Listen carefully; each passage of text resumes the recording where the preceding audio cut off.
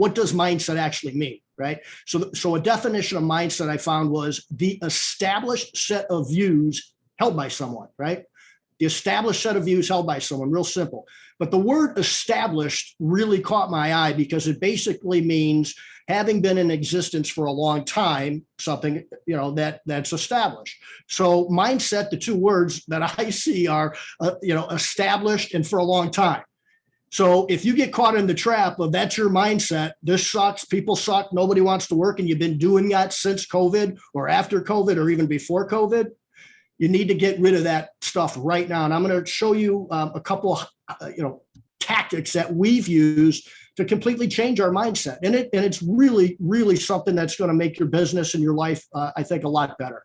To change your mindset, you got to be open-minded. Like I said, you got to try a lot of new things. And of course, there's something else we always say, right?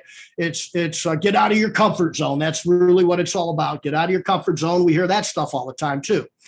I'm going to explain to you not only, why you need to get out of your comfort zone when you're recruiting. Specifically, we're going to tie it back into recruiting and interviewing and hiring and retaining employees. But again, I'm going to tell you exactly how we did it. And hopefully, you can pick up some things and follow. One of the things that I do is I talk to business owners every day. I talk to probably several hundred, if not 1,000 business owners a year. And it's pretty much daily. And I do know that as business owners, we need this thing called an ego, because we're risk takers. We jump off the limbs and we go after it. And we have to be very, very aggressive sometimes.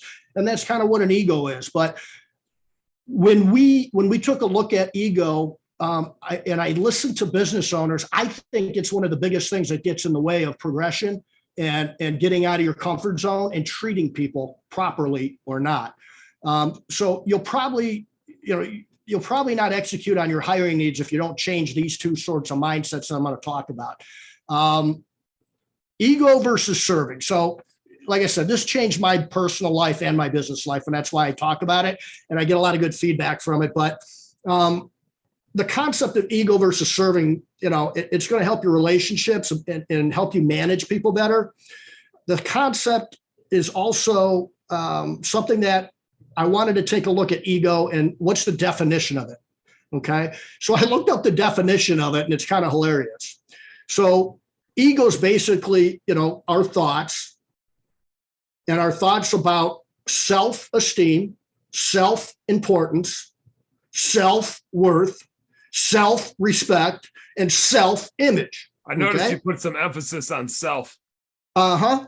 So think about that. That's what the definition of ego entailed. That was some synonyms I looked up. It's all about me, man. It's all about me. That's what ego really, truly is. So if you're going to allow that ego to really flow out when you're dealing with human beings, employees, vendors, managers, whoever it is, wives, husbands, kids, if that ego gets in your way, you can't really serve well if your ego is really getting in your way. And I hear that a lot from business owners. And Dan, we've talked to a lot of people at conventions. Jay comes to mind at John's Window Cleaning and a whole bunch of other people that get it. And you can just see how humble they are, but yet they're doing seven figures. Jay is my favorite though, because he's like, yeah, everything started going a lot better when I stopped yelling at everybody. That was just like the best line I've ever heard. Yeah, my leadership got a lot better when I just stopped yelling at everybody. Yeah, and he gets people wanted to work here. We were at the huge convention. I'm talking to somebody, and he kind of just comes over and does an elbow to me and the other guy. And he goes, "I don't know what you two are talking about, but you better listen to him." And I had 3 employees. They got 15 now, and these guys are great. And I'm just like, we got to get him something, man. I bought him a drink, and I think we're sending him like coffee every month or something. I'm like, dude, he's just a champ, man. I love him. So going back to ego, it's all about self. So, here's how I look at it. I always tell people when I'm talking about this, the more I think about Shawn Day, okay, the more trouble I get in. The more I start going, if I'm thinking about Shawn Day, guess what? I'm thinking about what happened in the past, which is usually, why did I do that? Why couldn't I have done that better? Or if I'm thinking about Shawn Day, I'm thinking about the future. And then that tells me, okay, what do I got to worry about now? Because the future's coming sooner or later. What am I going to worry about now? And so I have to worry about me, my past, my future. How do I deal with what's going on now if I'm thinking about Shawn Day. It's almost impossible. And I can't serve people if I'm thinking about Shawn Day. And that's your ego. That's my ego. And my ego goes crazy sometimes. So it took me a while to figure that out. And it took me a while to, go through some steps to really stop thinking so much about Shawn Day. It's not an easy thing to do, but for me, it wasn't. But hopefully after we go through this, it'll be a little bit easier if it's something that you think will help you manage. It's totally like a natural perspective, right? Because it's the one thing that you feel. I mean, we know we can't really control ourselves that well. That's like the hardest thing, but it's the one thing we feel like we can control. So exactly. We dwell on it. Yep. And that's what the ego does. The ego tells you self this, self that, that's what your thoughts are telling you. It's about you most of the time. My ego must be telling me I'm thirsty. Well, you know what the funny thing is, when I really started to realize it was working was when I'm talking to my wife and I actually hear her take and hear her words. And I'm not going, thinking about tomorrow and business and recruiting. And I got this new idea for recruiting. Yeah, honey, I get it. She'll look at me and go, why are you turning right? I told you we're going to my mom's first. And she told me that 10 seconds ago, and I'm going like this. Yeah, of course you did. Yeah, I know. Yeah. It's changed my relationship with my wife. I mean, and my kids. I actually will sit there and listen to what they're saying every single time I'm talking to them. It's pretty cool. So you can start to kind of sense how that helps, obviously, when you're managing people and you're recruiting. So mindset number one is great leaders manage perceptions. And you said the word perceived, which is cool because you haven't seen this presentation. Yeah, I'm just a viewer. I'm just here drinking beer and watching. So that's sort of the first mindset. So let's talk a little bit very quickly about perception and truth. So perception versus truth. Let's talk. I like these definitions. What is perception, right? So perception is defined as this. Perception is the ability to see, hear, or become aware of something through scenes of looking at it. That's our perception, okay?